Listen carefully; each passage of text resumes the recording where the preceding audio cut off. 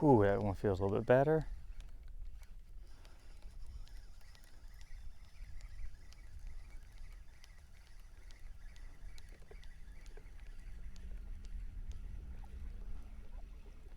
And the water's so clear. Oh, that's a nice trout. Oh yeah, that's what we're looking for right there. Gorgeous Biloxi Marsh speckled trout. That's what we're catching today. It is a beautiful morning. It is a beautiful morning to fish this shoreline. Bang.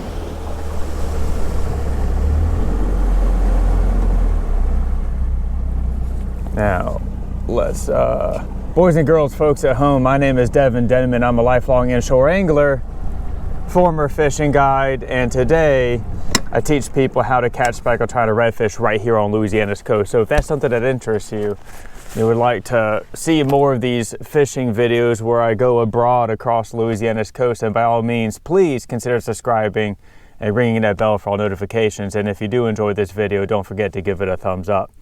Now, today we are fishing in the Biloxi Marsh. And I'm fishing here because I've already caught speckled trout in Delacroix. I've already caught them in Dularge. I've already caught them in Chalmette. I've already caught them, well, on another trip that I didn't film, in Slidell or Lake Pontchartrain.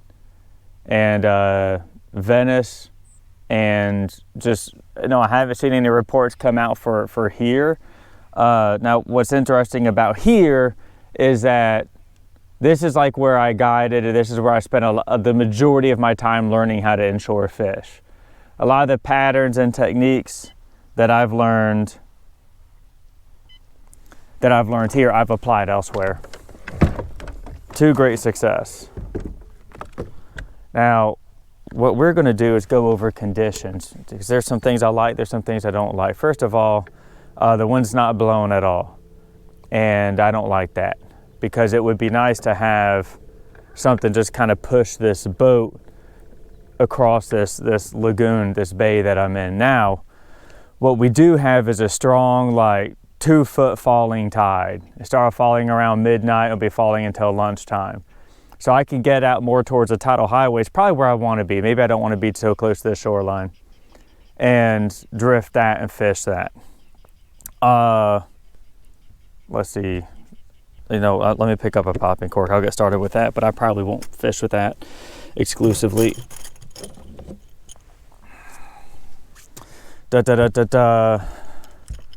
It's going to be a bluebird, probably partly cloudy day, but it's definitely foggy out right now. It was a little spicy getting here, but I did not put up the cameras for that, because as you're running, they're just collecting water, and then you just have problems and everything else. What else? Water temperature here is shut up. It is 64 degrees. I did a quick,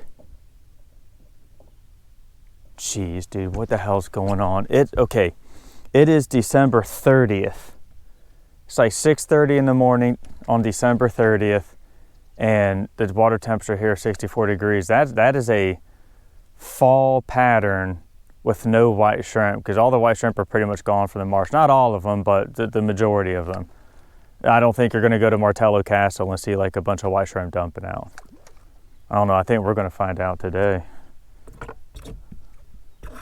All right, trolling motor. See, we're not drifting at all. We're not moving at all right here. So I'm going to get this trolling motor going and just have it quietly take us in that direction, and then we're going to try and get in that tidal highway. That's just going to be what we need to do. All right, so what? Tide, light conditions, wind conditions, water temperature. Dude, yesterday evening, like for 30 minutes, I was able to get a little trip into Lake Pontchartrain, and go catch a few, and the water temperature there is 60 degrees. So 64 here is pretty friggin' warm for December. It should be like 54, and it should have been stabilized around 54 for a while now. Maybe getting down into the high 40s, and it has definitely not done that at all. So fortunately though, I feel like I'm in the right spot because, you know, normally I would fish like deep holes at like bends and bayous, dugout canals, stuff like that, but I don't think that's going to be the key today. I think if I'm going to catch fish at all, it's going to be over oyster reefs. And here in the Biloxi Marsh, there's a lot of natural ones, naturally occurring. They don't get pillaged by the oyster industry. With that said, there are good oyster reefs on private leases, on like oyster leases that are farmed that you can fish and that we'll probably end up fishing today. There's some stuff a little further south of here that I think will be good. Yeah, I'm about to just get on plane and move up a little bit because the water's kind of dead here. It's not really moving much, but I know it was moving over there because I was setting up cameras over there and the boat was drifting. That's something that's good to use GPS for, is just stop and wait, you know, kill the engine and just see which way the boat's going to go.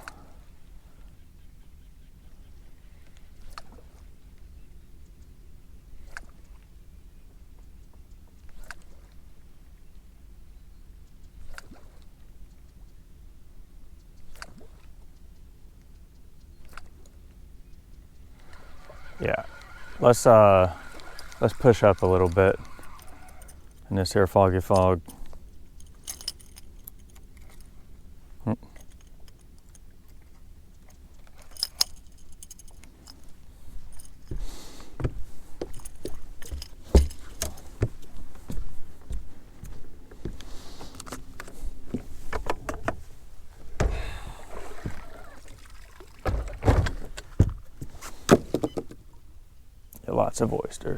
Lots of oysters around here. I like that.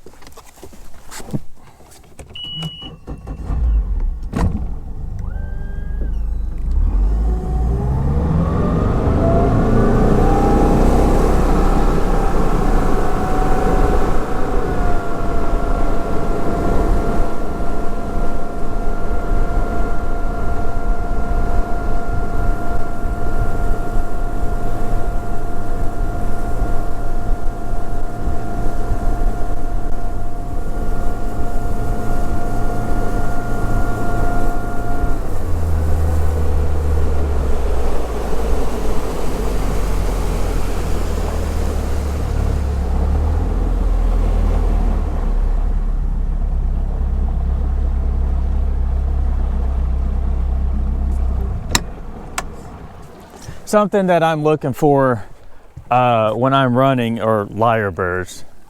And I just want to double check these lenses real quick and make sure they're nice and good, and they appear to be. Lyrebirds. During this time of year, you can get lyrebirds and you want to fish them. Usually they're over potbelly minnows, and that's, or like silver sides or something, and that's what speckled trout be eating this time of year because all the shrimp and a good chunk of the menhaden have left the marsh. Now, what I'm actually going to fish with here is, well, I tied up a Ned rig. I might actually put on an 1/8 ounce jig head with like a matrix shad on it. But I like this because it floats and kind of float up like that. And that's kind of neat because if you look, wipe that off, you can see all these oysters that are here.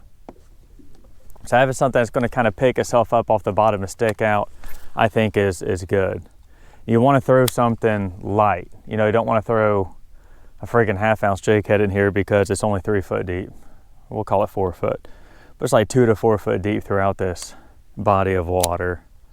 And what I've done really well with in the past when it was much colder is drifting across this thing very slowly with the drift sock, usually when the wind's blowing a little bit more. But today I don't think we need a drift sock, it will be all right. And throwing like a 1/8 ounce jig head on like 12-pound fluorocarbon and like some kind of like matrix shad or, you know, sparkle beetle, like, you know, whatever 3-inch soft plastic. Ooh, get out. This is a freshly spooled spool, so it needs breaking in, I guess.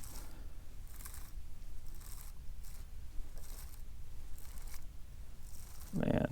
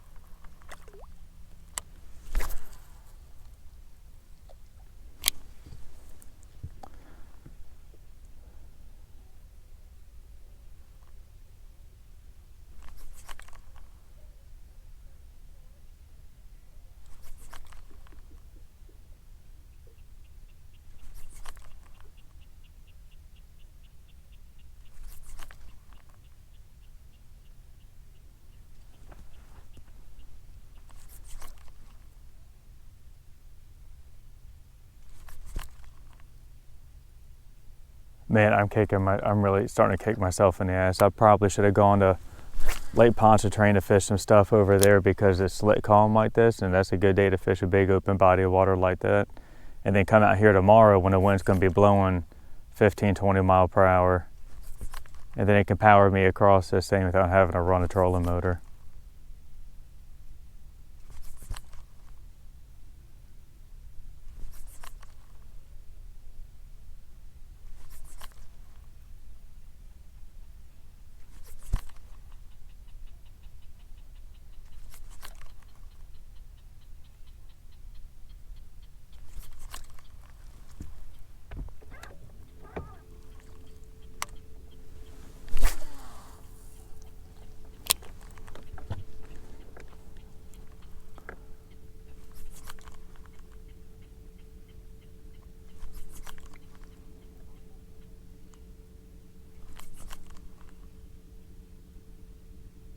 With that said, it's my thought. It is my train of thought that when it comes to making noise, fish really aren't bothered by constant noises. Like if the trolling motor is running, that doesn't really bother them. What bothers them are sudden starts and stops. You know, if noise bothered fish so much, they would never get on the trestles. They would never get on, you know, natural gas and oil rigs. They would never get on any of those things that make noise.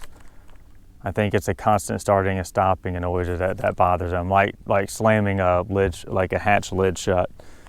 That I think that bothers them.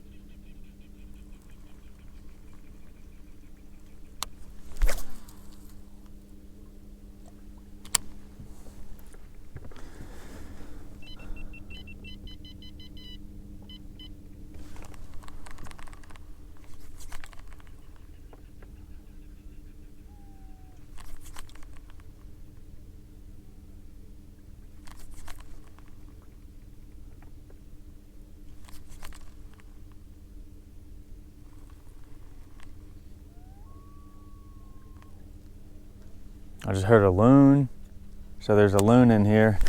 And just typically, I've had great trips wherever there's loons. Just not always, but I don't know. Somehow speckled trout and loons are related.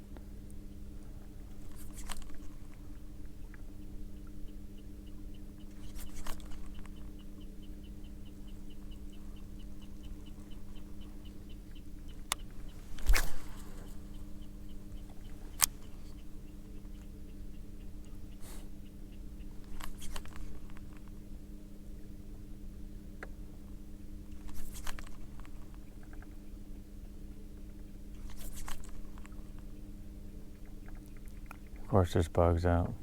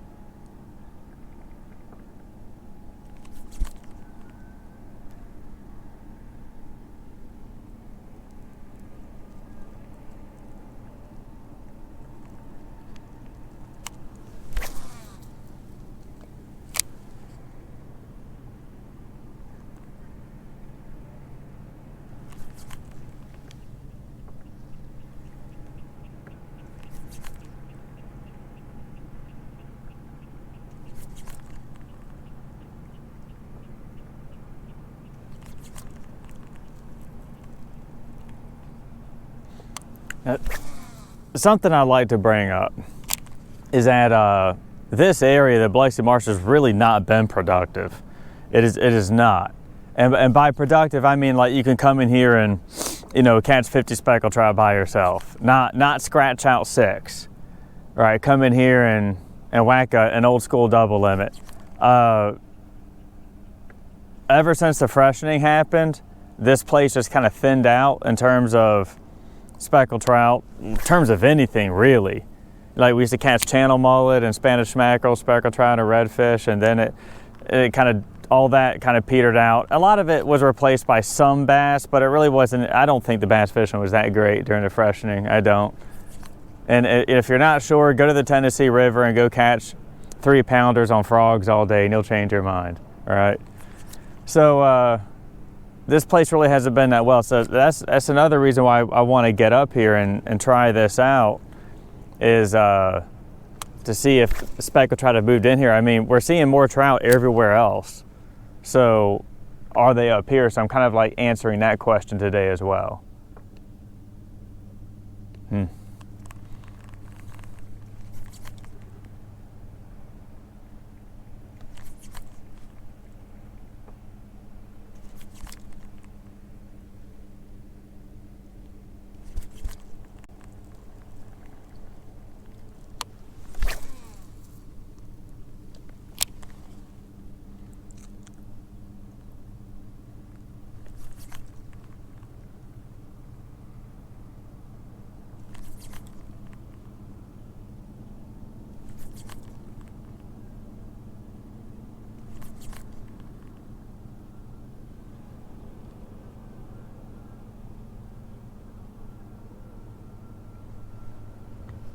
That's a beautiful sunrise. Look at that.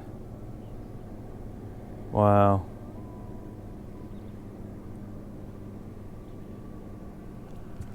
Awesome.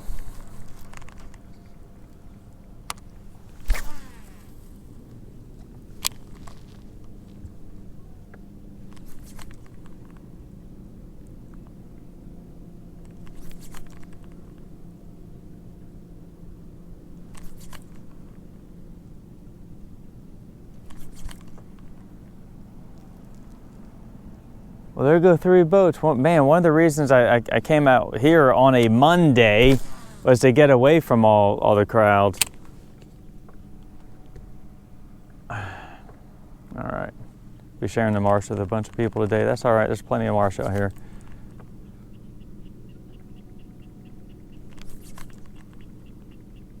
Now it kind of makes me glad I didn't go to Lake Pontchartrain, because if there's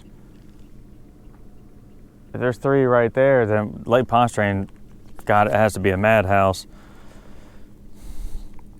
With that said, though, you know, everyone's fishing like the Trestles and Seabrook and stuff like that, but I'm telling you, there's other spots that aren't as well known. You could even call them secret. And there's probably trout on them. That's what I really had in mind. I was thinking of fishing Lake Pontchartrain, is just I'm not sure if I want to film that or not. Because if they're not well known, then boy, I sure would like to keep it that way.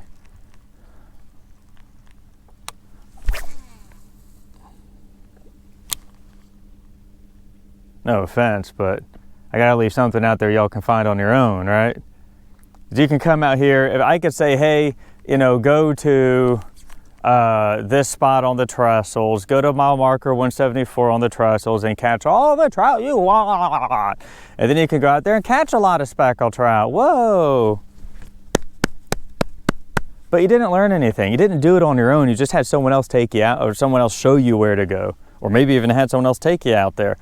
Boys and girls, folks at home, ladies and gentlemen, let me tell you something. If you think catching a bunch of fish is fun, wait until you find them on your own. Take it from someone who's been doing this for a long time and does it for a living. Finding them on your own, way more rewarding. Way more rewarding. And that's really what I do my best to try and teach to people. I think a lot of people just want to have their hand held, which that's too bad because I'm not a hand holder. But what I do want to do, what I do is equip people with the skills and knowledge it is that they need in order to find fish on their own. And it's a lot more rewarding than going to a spot, someone else has shown you where to go or picked out for you or whatever, and catching fish like that. That gets old after a while. You catch enough speckled trout like that after a while, you're like, God, there's got to be something more. Speaking of something more, I'm about to pick up a cork and throw that around. Temperature is freaking 64 degrees. What is going on?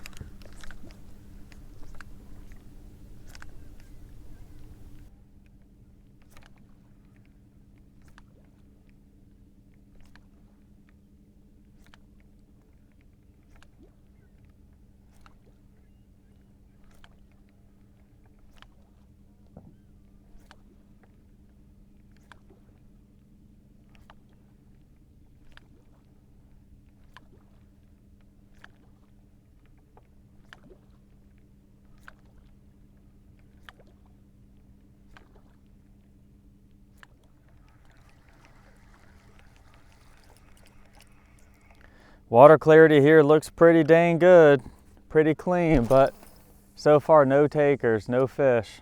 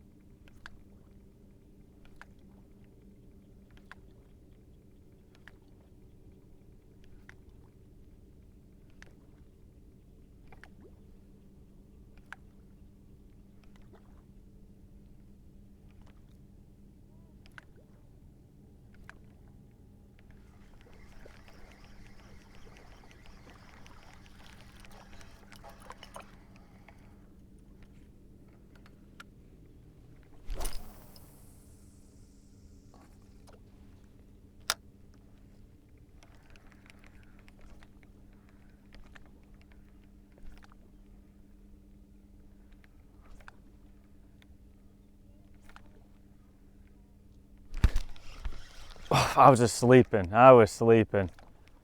Sitting there, and I was looking right at it, and I was like, oh, my cork is under. All right. Now you've got my attention.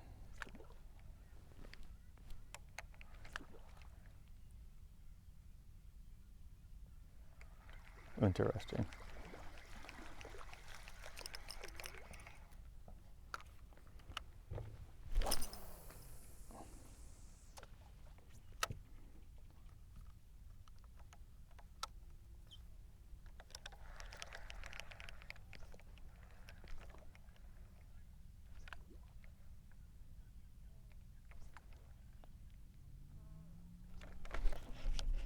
There we go.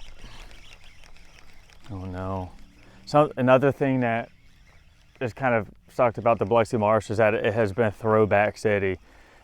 Like over the last 10 years, not this season. The last time I fished here was in that, would have been November, so last month, but so, I don't know, like a month and a half ago. That's definitely a throwback. Like a month and a half ago, but man, it feels like forever ago. It was that first long form YouTube video I made. And it was definitely a struggle to put together a limit of fish. I mean, I ended up catching 20-something speckled trout, so I would say it's a good day, but it was definitely, it should have been like show up, wham, bam, thank you, ma'am. Nope, it was not. And the reason for that is all the fish are short. So that just might be the case here. So I tell you what, I'll investigate this a little bit more. Feels like another short fish. I'll investigate this a little bit more because there might be some keepers somewhere in here, but just might have to go to a different fishing spot and try that out.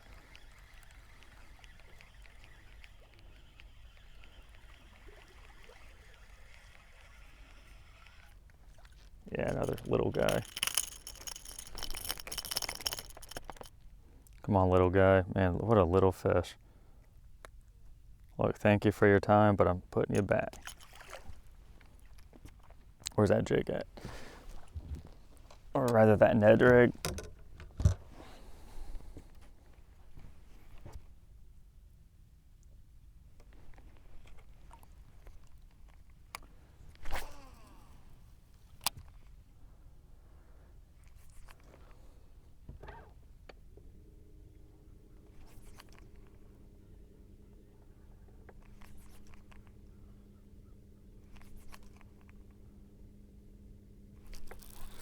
He was just sitting on it.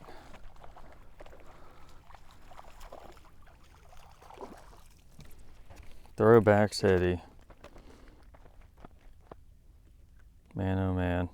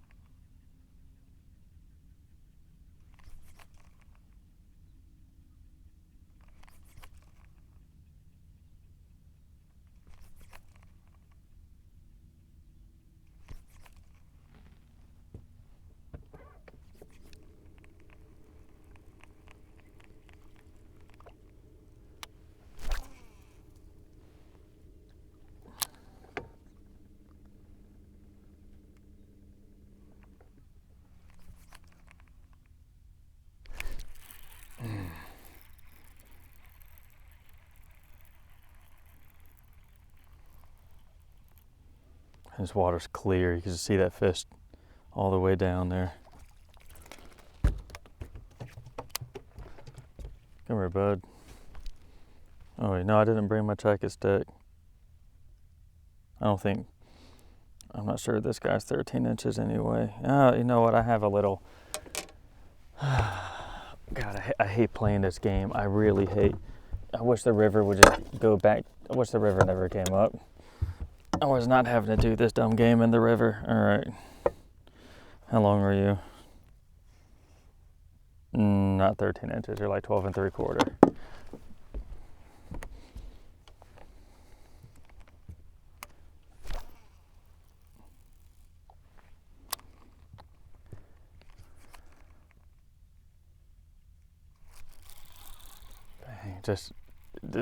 I didn't feel it. I just saw the line come up.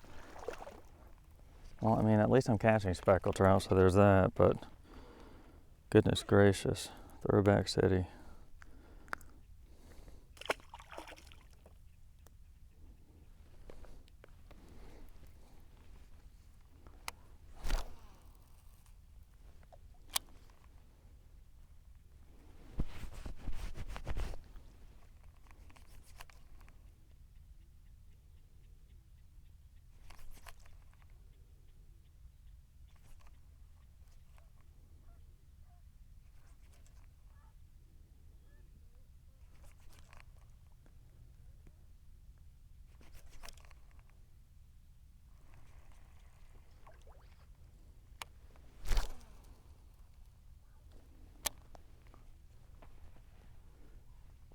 Like if it were September or even early October, I would put up with a throwback game because you know it's a little soon. It's kind of soon for them to be in far into the marsh. So if you're fishing someplace like, I don't know, some places like further inside, like, you know, Lake Bourne, Lake Pontchartrain, and there's a throwback game. Well, you know, they're not all inside yet, but it's the tail end of December. There's absolutely no reason for there to be a bunch of 12-inch, 11-inch trout in here.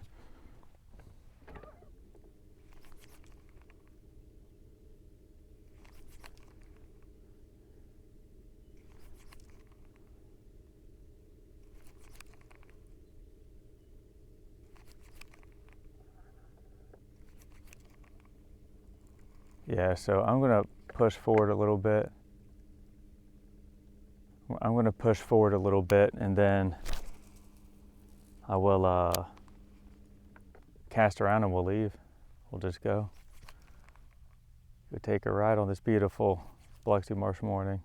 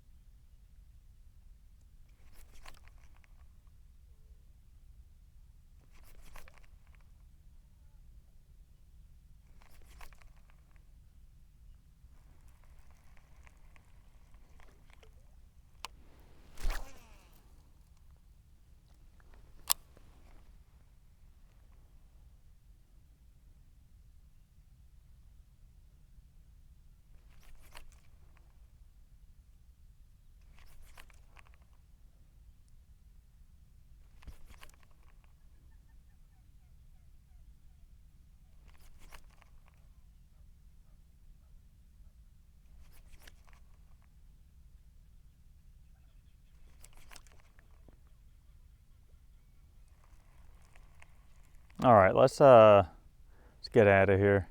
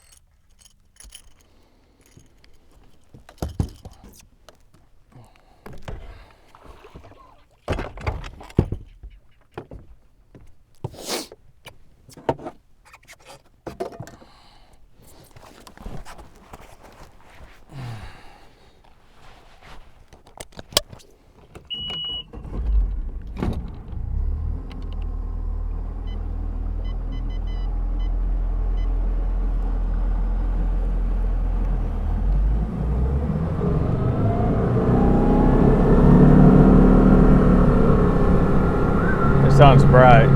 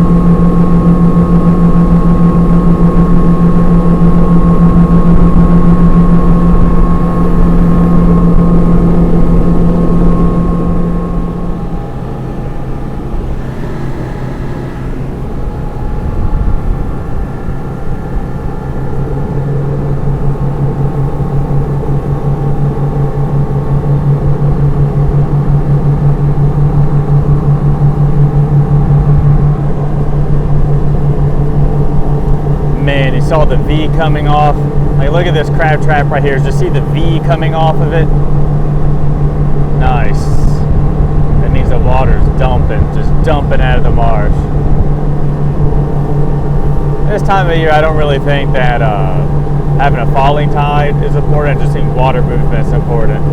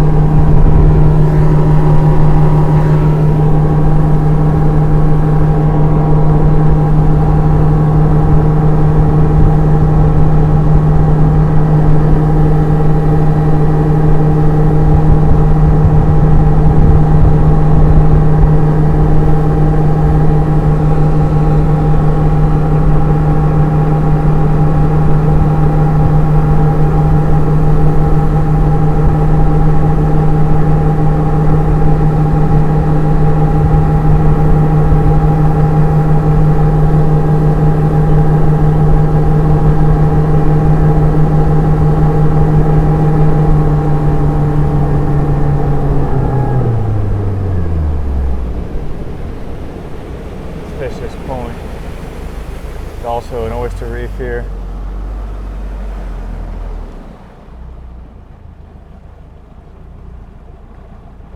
Another place where I know fish are biting at is Delacroix. I know that for a fact, but I already filmed it, you know? But I already filmed it.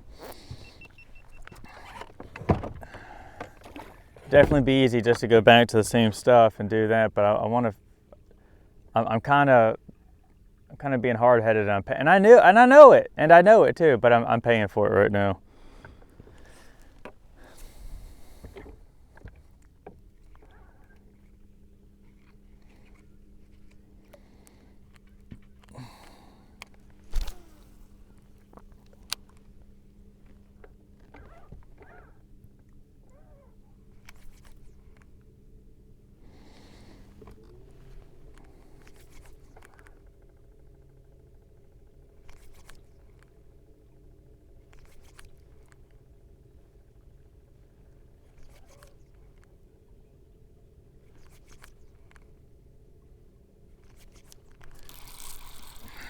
Here we go. What's up with you?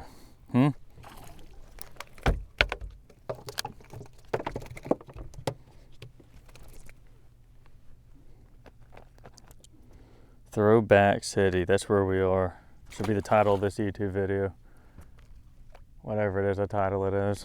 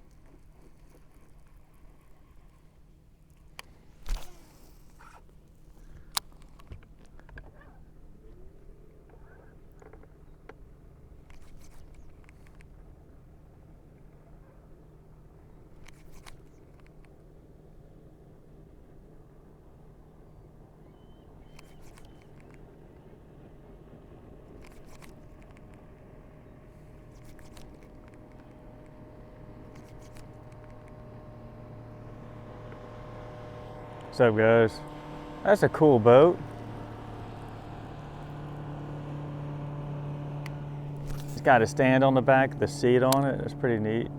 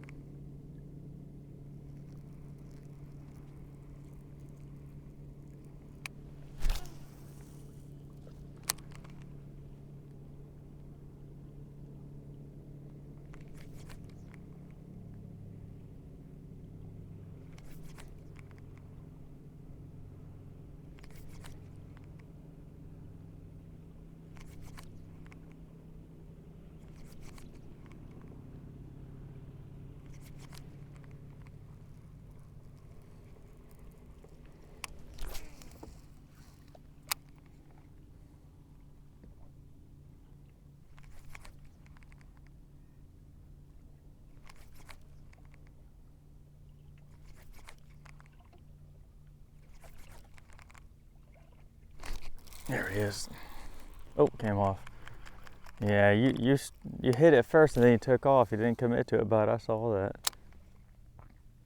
Saw the line just lift up. There we go again. Same thing.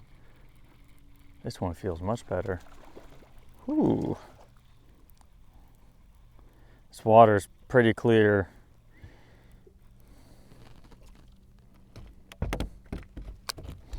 Okay. Yeah, you hammered that bait down, didn't you? Didn't you? Look at that.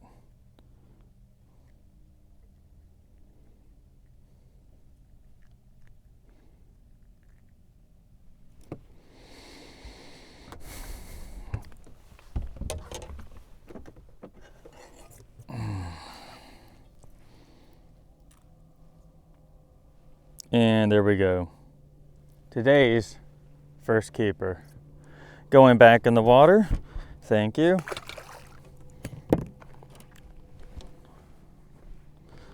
Where's that clicker at? Speckled trout number 1.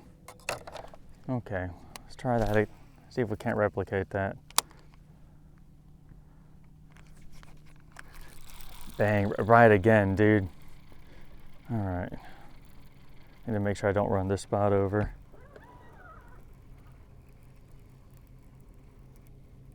This feels like a nice keeper. And it is.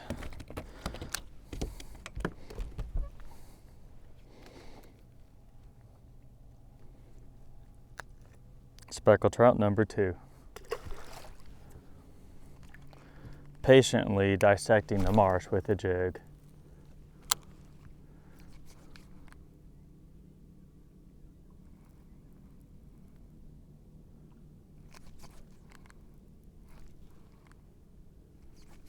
All right, boogers, what are y'all doing?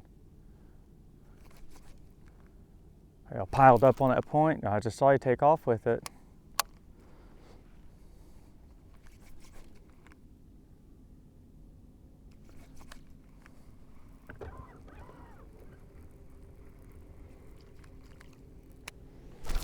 See, what's set up here is all up and down the shoreline, there's a bunch of oysters. And then this canal's like 11 foot deep.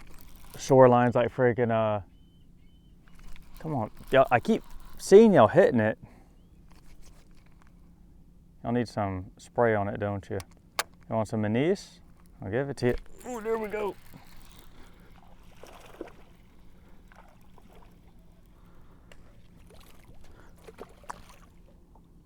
I was gonna release it anyway, you know what I mean?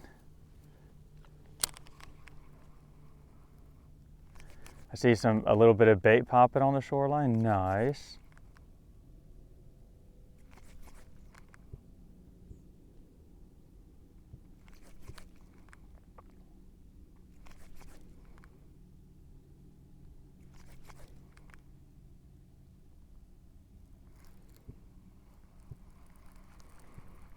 Anyway, so like I was saying, so shallow, deep. That's kind of like the combination you want to see whenever it is you're fishing during the winter time or whatever this freaking pattern is, this fall winter freak show it is we got.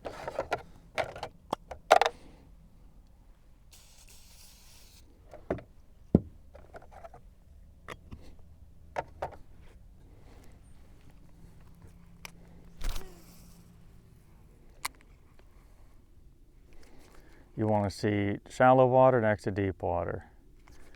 It gives a place where whenever cold front hits, speckled trout can just duck out to the deeper water to my right hand side and then come up and fish the shallower flat on my left hand side.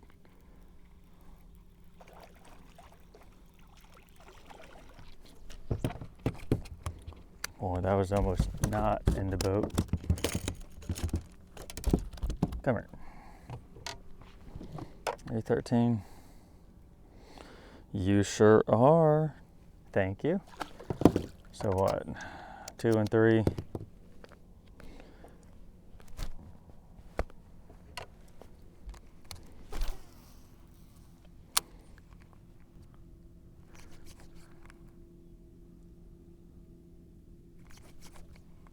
Uh-oh.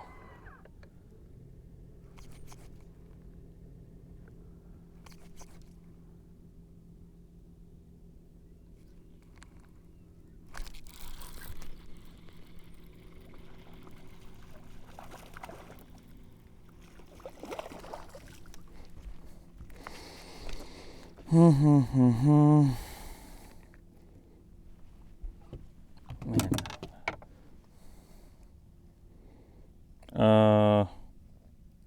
Yeah, just barely 13. 4. And get right back out there.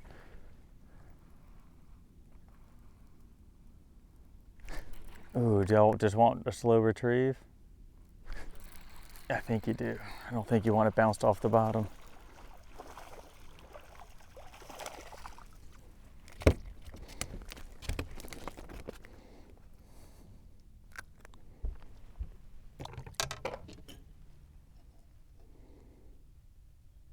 Number 5.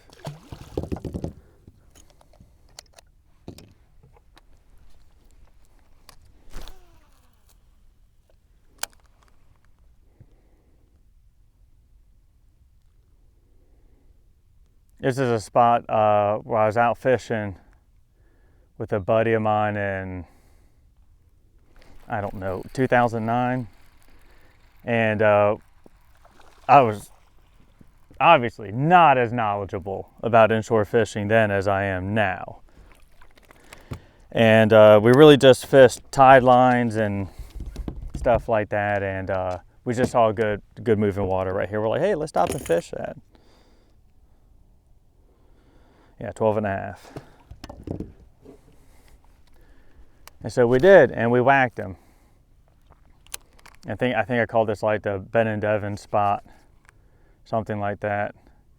And then usually, depending on which way the wind was blowing, I could like anchor right here and cast towards that point, or even come up to the point and anchor down, and then cast out towards the oyster reef, or even towards where the point is in the water. Like the point comes out off of the point that you can see. It's really the point under the water that we're fishing. This is a nice trout, huh? Look at that. Ho, ho, ho, ho, ho. Oh yes, boys and girls, speckled trout number 6.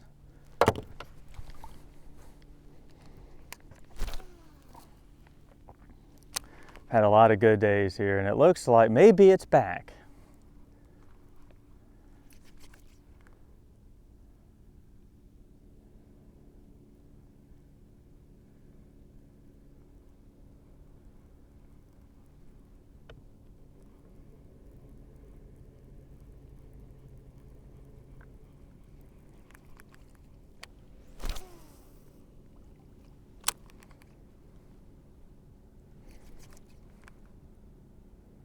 Oh, please don't bite in front of this boat. Oh my goodness, there's 3 freaking boats coming up. I'm not doing anything here. I'm not catching anything here. I'm just grinding. Yep. This is the part where we play stupid and hopefully they don't recognize me. Oh, come on, man, just stay on step, gun it, gas it. Come on, let's go. Oh, nope, okay. All right, well, guess what? Just gotta catch trout in front of these guys now. Yeah. It's another cool boat. Like, he's gonna go sight fish redfish. What's up, man?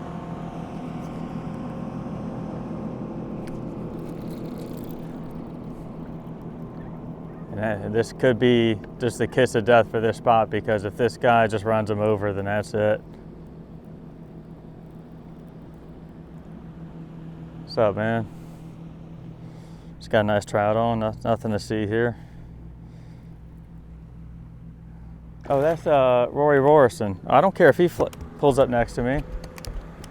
What's up, man?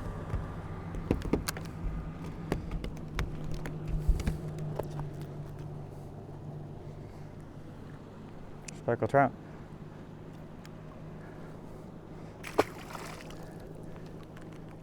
That man doesn't need any help. He knows exactly where he's going. Boys and girls, folks at home, if you're looking for someone who knows what they're doing, speckled trout number 7, and who just like generally does not suck at life and just kicks ass everywhere he goes, that man's Rory Rorison, Captain Rory Rorison of United Charters. And that's him right there in the blazer with the radar dome on it.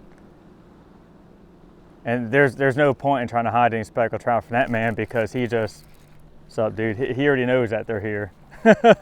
He already knows. You're not keeping any secrets from that guy. That man has everything from the inside of Lake Bourne, the entire Lake Bourne area, to past the Chandelier Islands memorized.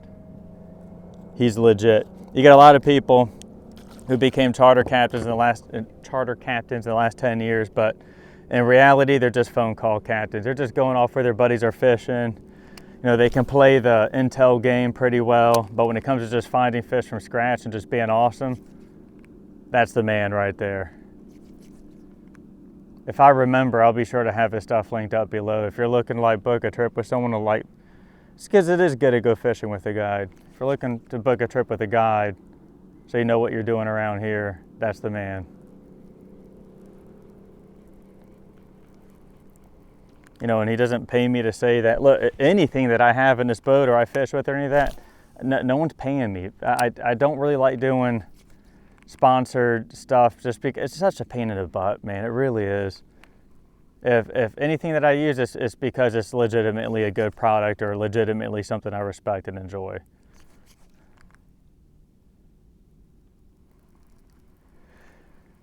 That and just in my experience, sponsorships don't really pay the bills.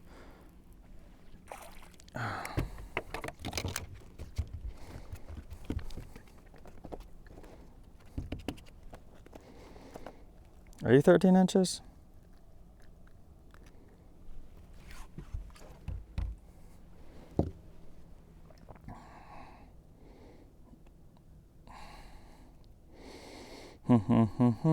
Just barely not. Look at that.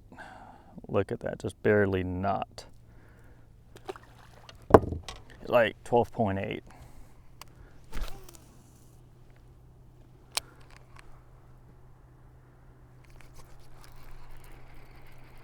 Man, right away, dude. Thought I was hung up for a second.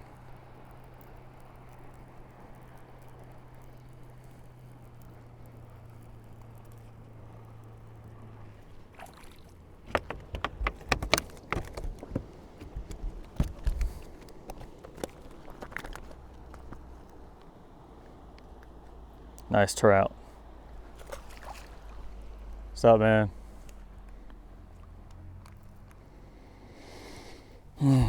That is number 8.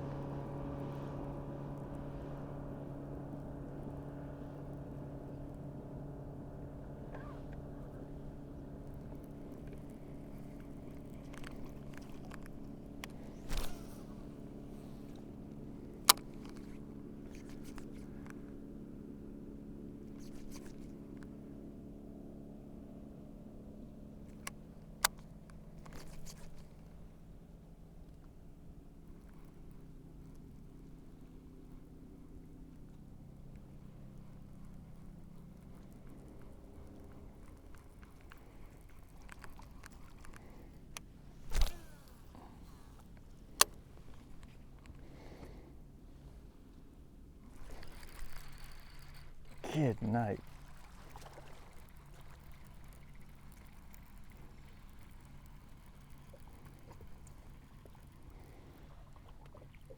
Nice trout you don't have to measure.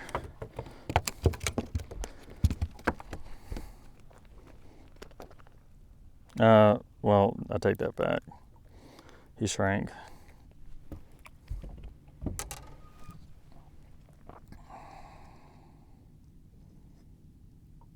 Oh no, come on, guy. Stretch, stretch, stretch. Just barely 13 inches. Number 9. I don't know.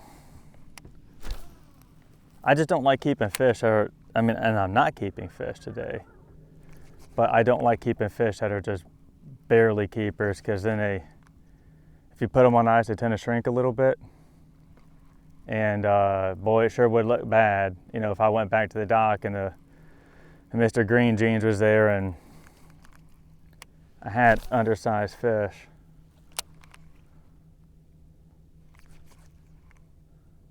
Captain Devin keeping undersized fish. Yeah, that's not a good look. Better just to throw them back if I were keeping fish.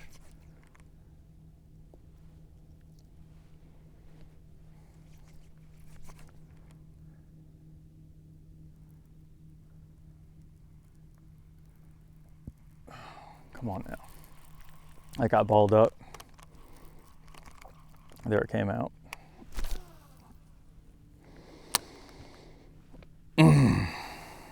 See, look at this.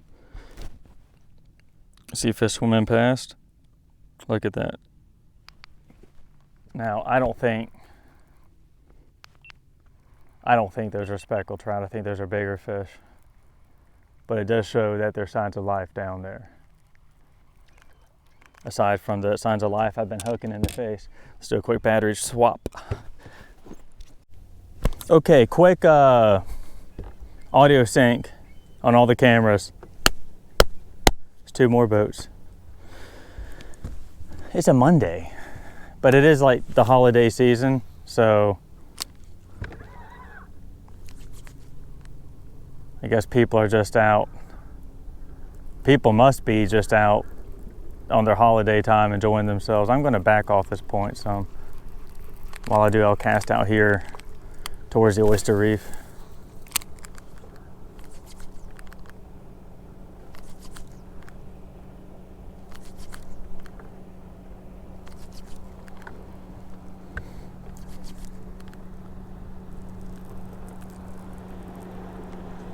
What's up, man?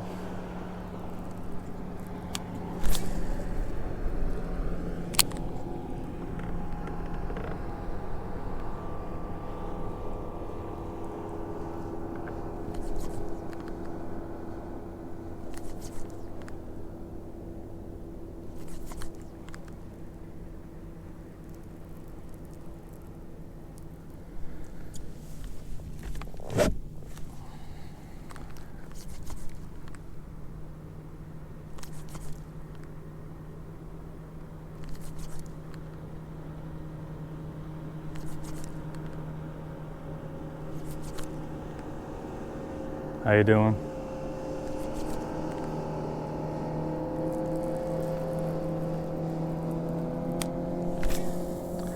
I'll give this a few more casts, but if nothing comes out of it, you know, we can always come back, and I'll go that way, out to my left, and see what happens there.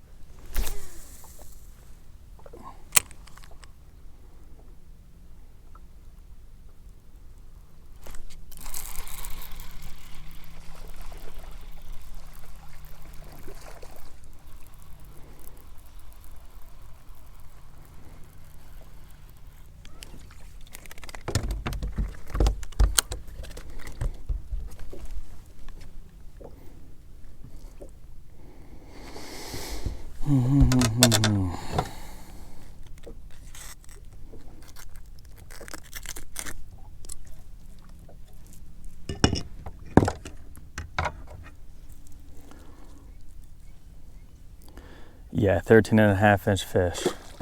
Nice, nice, nice, nice. That is speckled trout number 10. Moving on up in the world. Biloxi Marsh, I'm sorry for saying all those bad things about you earlier. I apologize.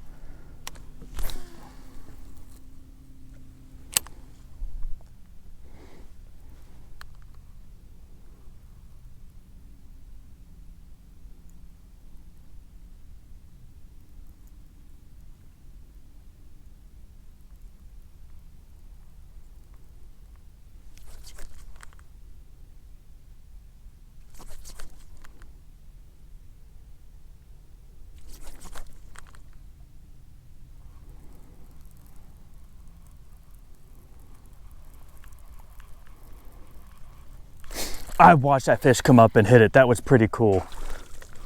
That was awesome. Oh, that was so cool. Nice.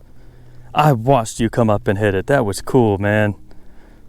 Boy, that was the eat of the day right there. I don't know if the cameras got it or not. I don't know if they got it or not. But that was definitely cool. All right, what was that, number 11? He was following it.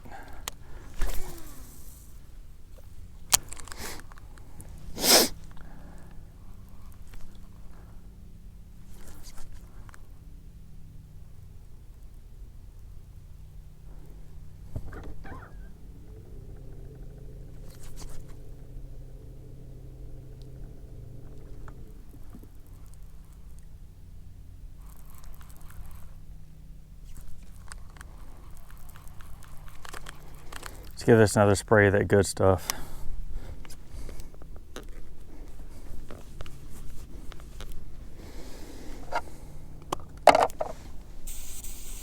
And just real quick, like, how are these cameras doing?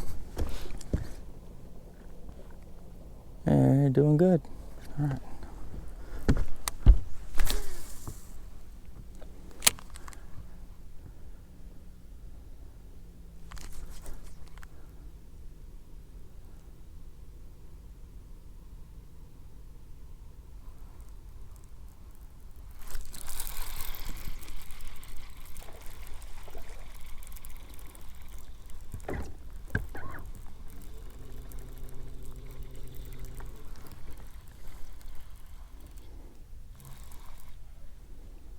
There's a nicer trout. Oh, there's a seer. She spit it out. That should count, but I'm not going to count it. There's like 2 trout that I'm not counting.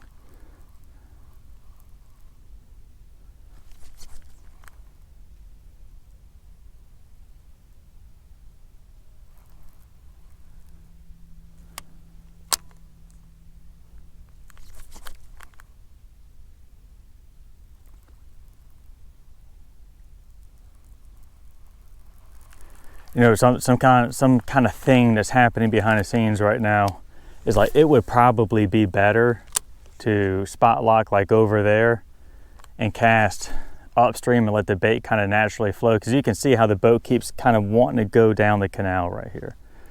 And I'm not doing that because then the sun would be in the cameras and you can't really see that well. Oh, that was the bottom. Oh, and I broke it off. And that's like one of the things about filming for you. I saw something down there. That was wild. So like one of the things about filming for YouTube is you have to be thinking about the viewer's experience. And that is what I do.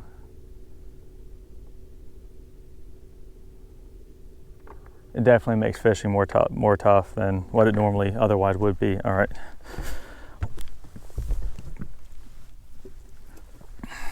You know what? I don't know.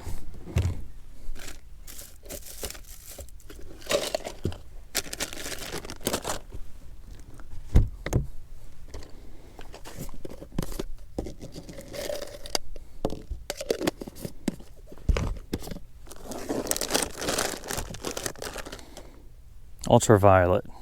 Just such a good color. It really is.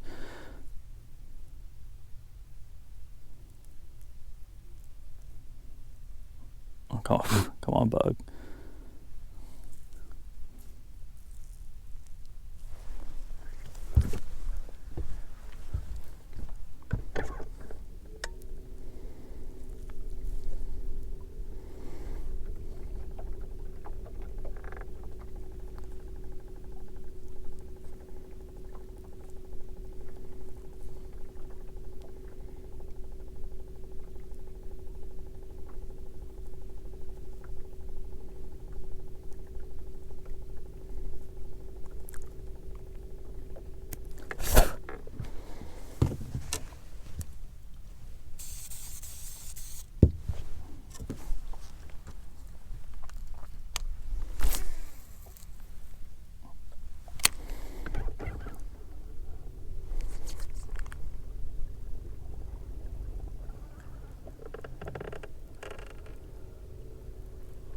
Yeah, you can see a nice little tide line picking up right here. Cool, that's where the speckled trout are. So that's just a surface indicator of moving water. It doesn't mean that you need to have a tide line in order for there to be moving water. It's just a surface indicator, and so you can use Google Earth Desktop to go back in time for a particular tide, whether it's falling or rising, and you can figure out where good trout spots will probably be just by looking at that, and pick out like a dozen of them, then go fish them all. Now there's a lot of stuff I teach that's a little more exacting than that, but I can't give a master class on that right now. I'm trying to boat flip this trout. There we go. Okay, resuming that thought, there's all kinds of different ways you can find fishing spots for nice, pretty speckled trout like that one right there. And then just fishing those spots isn't enough. So something else I also teach inside my class, Inshore Fishing 101, inside my class, inside my course, it's 12 hours of video and like 50 something lessons. Yeah, definitely speckled trout number 12. That's a cool dozen. Something else I teach is how to get through all those spots. You kind of see that in my YouTube videos. See that in this one. Like, I just didn't spend time, messing around at unproductive spots. I'll tell you, I gave that first spot probably more time than what it was worth, but I was just trying.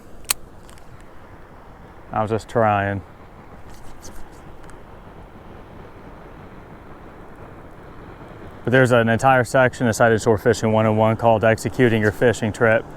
And how y'all doing? And it's in there where I really detail, like, when to stay, when to go. Interesting. When to stay, when to go, and how to make your fishing trip happen. And most important, long-term success.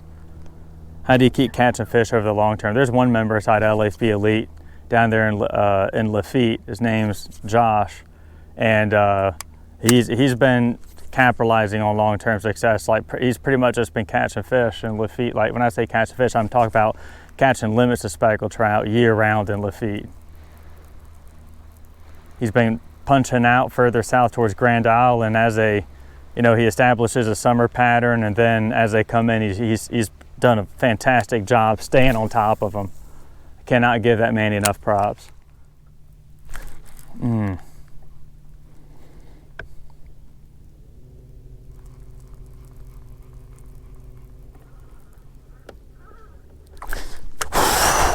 Oh, I hope the chest cam caught that. That was so cool. That was so cool. Fish came up and blasted it right as it's coming out of the water. That was so cool.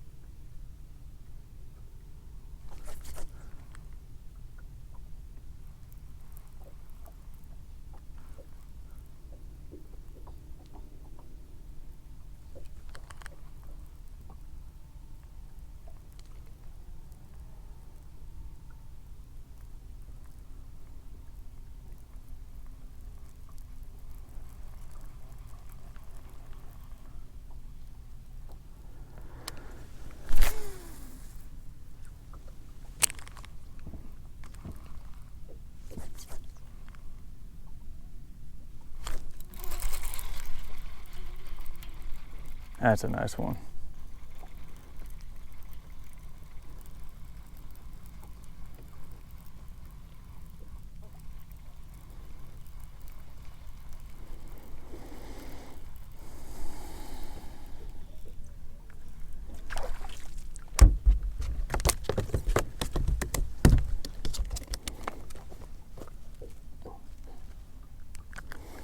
I think this is 13. Kerplunk. Indeed it is. Nice.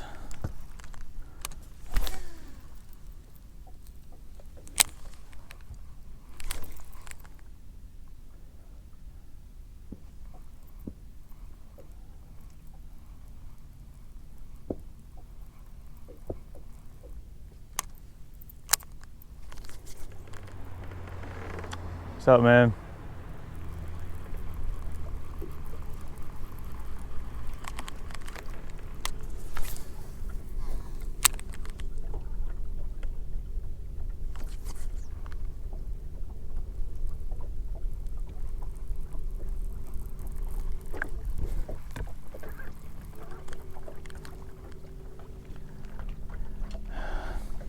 How you doing? Yeah, great.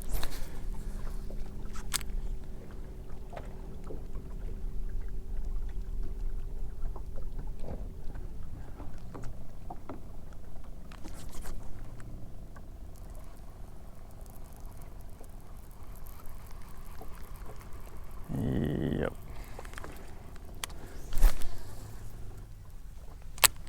All right, it is a big, wide marsh, and we are going to go find them somewhere else.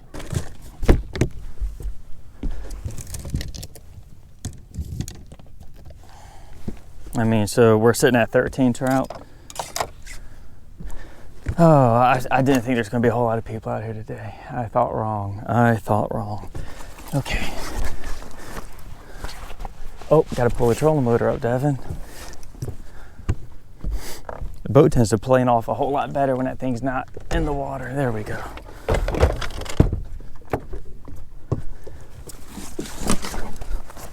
All right. Let's go somewhere else. We're going to give this guy a very wide girth,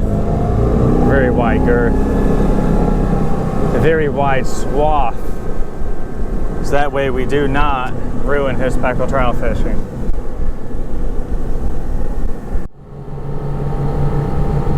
See, the wind, you know, I probably could have done a better job explaining this first thing this morning. The wind is laying down first thing, but it is supposed to pick up later in the day. Otherwise, I would have launched from Wrigley's Marine and just crossed Lake Bourne to come here.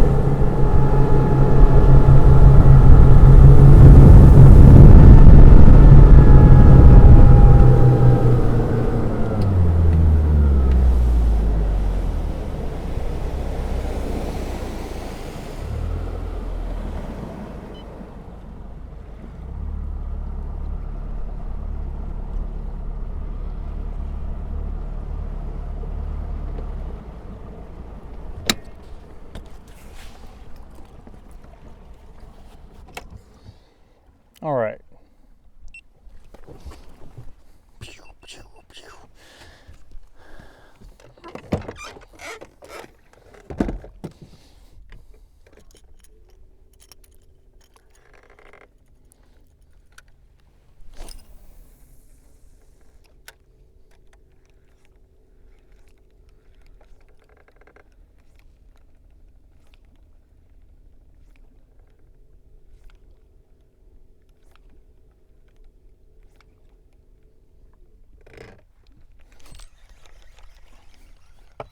That's what I like. Pull up, first cast, blam. Give me some feedback, man. Let me know what's going on. Talk to me. Oh, that's what we're looking for, baby. Redeemed is how I feel right now. I don't know if it's a keeper or not, but you know what? I'll take it. It's a trout. Feeling good.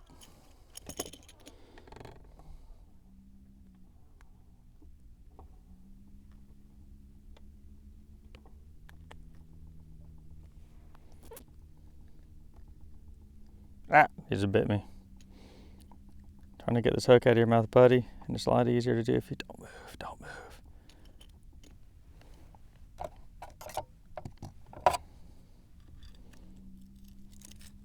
There we go. Is it 13 inches though?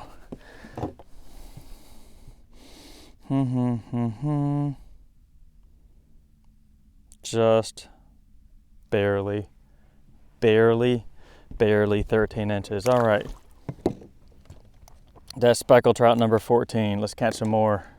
Hopefully they're a little bit longer than that one.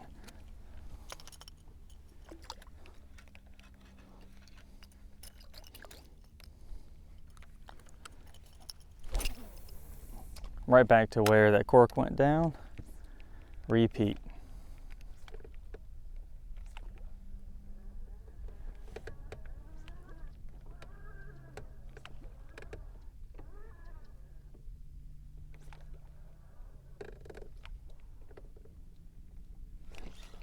Oh.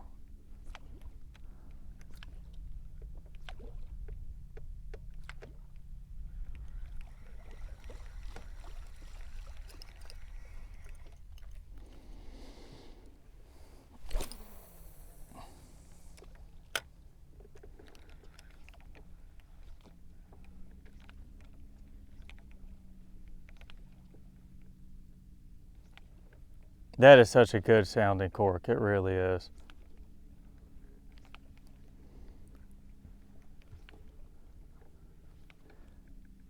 And if you didn't know, if you didn't already see it, if it's not obvious, it's a Four Horsemen. They make a good product.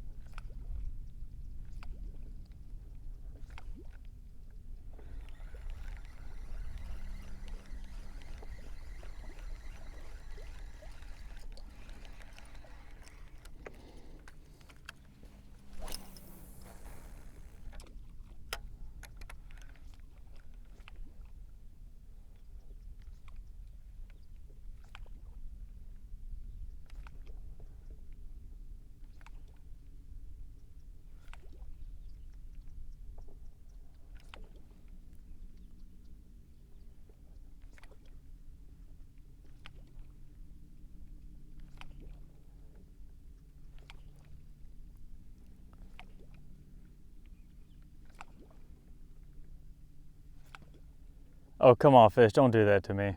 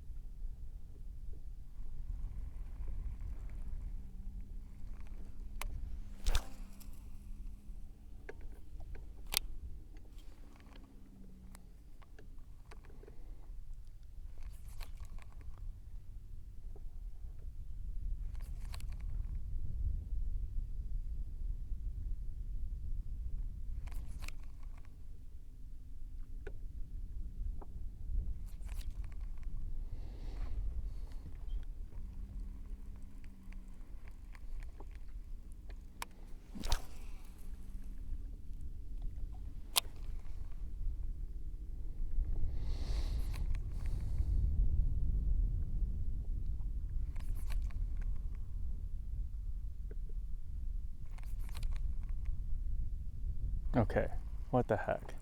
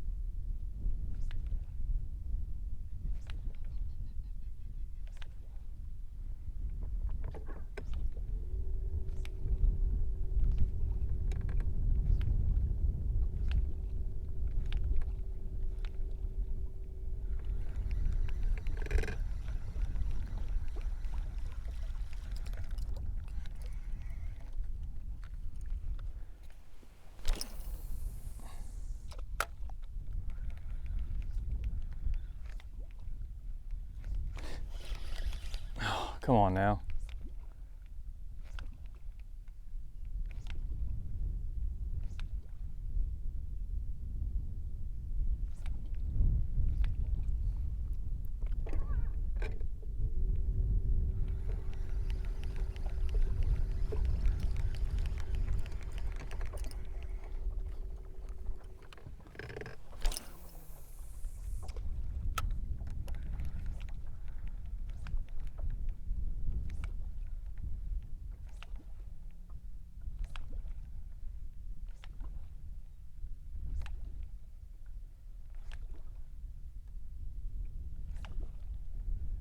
Yeah, I think we're just gonna go. Oh.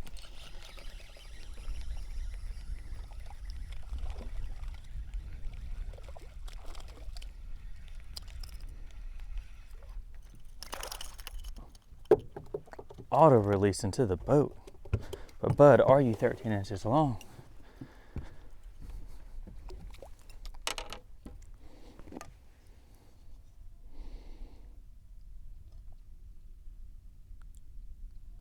Dude.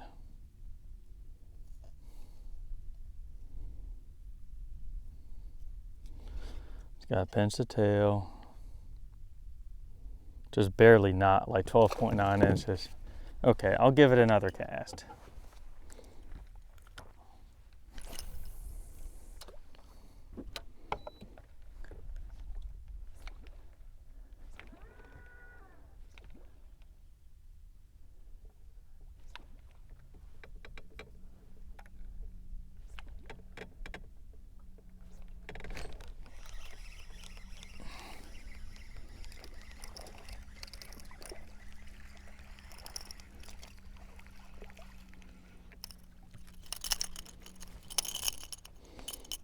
Most definitely a throwback.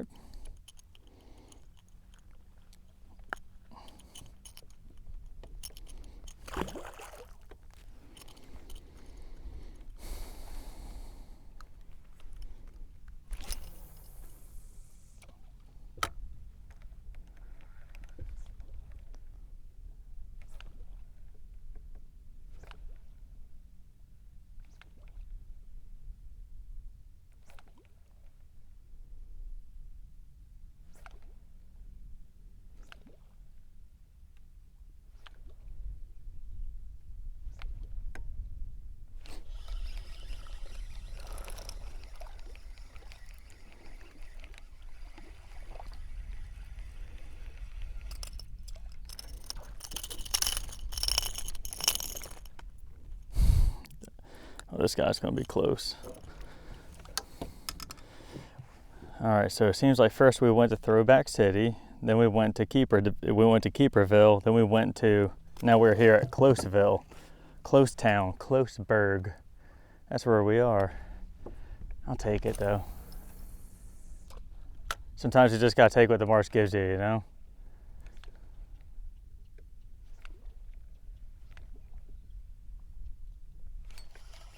And they are there.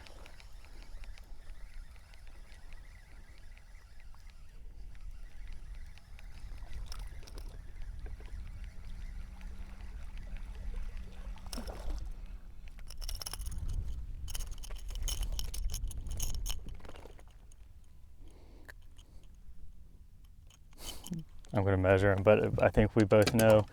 I think we know.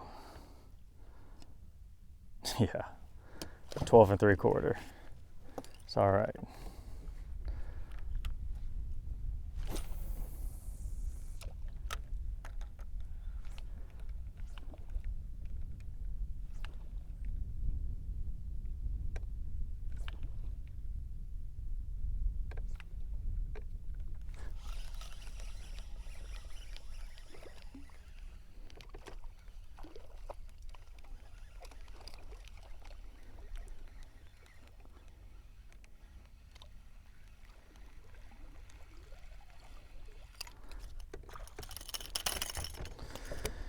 Auto release into the boat. Now let's take a look at you. Let's take a look at you. Cool 14-inch fish. Bang. All right, so that's a limit of speckled trout. Boys and girls, folks at home, if you enjoyed this video, please give it a thumbs up so that way I know to keep making them. And if you want to know when the next one goes live, then all you have to do is subscribe and ring that bell for all notifications. But above all, if you want to learn everything it is that I know to finding and catching speckled trout out here in the big Biloxi Marsh and beyond across Louisiana's coast, and please consider joining my membership, LAFB Elite, where I have courses like Inshore Fishing 101, Sight Fishing Mastery School, and all the seasonal courses to accommodate Inshore Fishing 101, as well as a slew of other courses. And really, honestly, my favorite thing is the community where we have people, to include myself, get help planning our next fishing trip, and we have good, timely, detailed fishing reports. Tight lines, and thank you for watching.